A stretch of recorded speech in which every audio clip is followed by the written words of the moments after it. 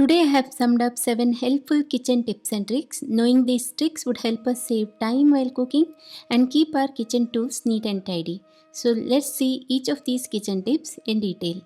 Hi, this is Ambika Shetty and I welcome you to this special episode of Kitchen Tips and Tricks. So the first tip. Here you can see me putting about 1 tablespoon of tea powder, 2 to 3 cloves and a small stick of cinnamon inside a clean cheesecloth. Now the idea here is to tie this tightly and put this cotton pouch inside the pressure cooker while cooking white chickpeas, that is Kabuli chana. This trick can be applied whenever we cook any grains like chana or rajma or matar. This will not just enhance the color of the gravy, but also it will increase the taste and flavor of that particular gravy or the curry. So I'm going to put it in pressure cooker along with the soaked white chickpeas. We are going to follow the remaining procedure as it is, like adding water and salt if required. Then we'll pressure cook it. You can see that once you pressure cook it, it will increase the color or rather change the color of the grains. You can now discard this pouch. Just apply this trick for all the grains when you are pressure cooking and you will see the difference. Now the second tip, nowadays we get separate chemical or liquid to wash the vegetables in any supermarket or grocery store.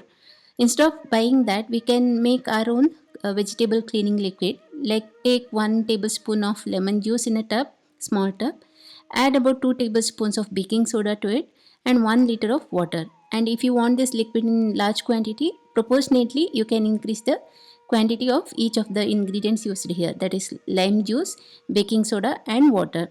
And in case you don't have that much of lime juice, you can also add vinegar. So now this is our homemade vegetable cleaning liquid. In this we are going to soak the vegetables for at least 30 minutes, and after 30 minutes we'll just rub and clean the vegetables. And it's important that after cleaning in this liquid, you clean it again in fresh cold water and then wipe each of the vegetables. It should be wiped dry, because when we are storing the vegetables either in the refrigerator or outside the refrigerator, that is at the room temperature, there shouldn't be any moisture over the vegetable. So I'm going to wipe it dry before storing.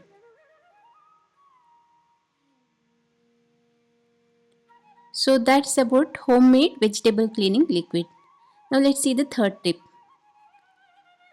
Sometimes it so happens that we may not find the vegetable peeler or knife, and we need to remove the skin. Instantly, you can just take a small foil sheet, crumble it, and rub it over the vegetable.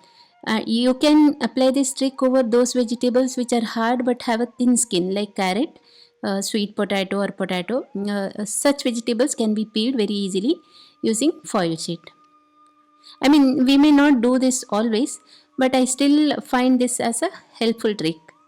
Now, the next tip, that is to clean the chopping board, which is always neglected. It is a good practice to clean the vegetable chopping board at the end of the day. That is, once we are done with all our work, cooking work, it's important that we clean the chopping board too. And for that, just spread some salt over the chopping board and squeeze some lime juice, or rather use lemon peel, and rub it all over the board. Rub it for about a minute and then wash it in cold water. Wipe it dry.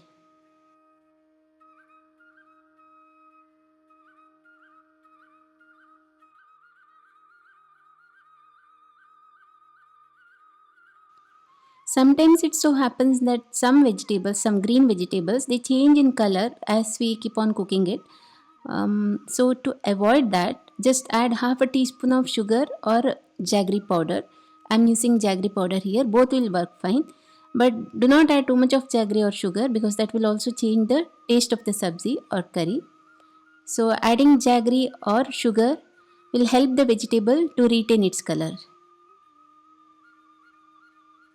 Sometimes, no matter how expert we are in cooking, we just leave the vegetables for cooking and then get busy in some other work. That will result in vegetables getting burnt. Immediately, you add some 3 to 4 ice cubes into the pan or the vessel. Because of the abrupt change in temperature, the cooking process gets slowed down and thus even vegetables will not get burnt. You can continue with the whatever you are doing, sabzi or curry.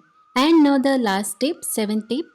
Whenever you use paneer in any curry, sabzi or gravy, just take some warm water, add a pinch of salt to the water, stir it well, and then add all the paneer cubes into this warm water.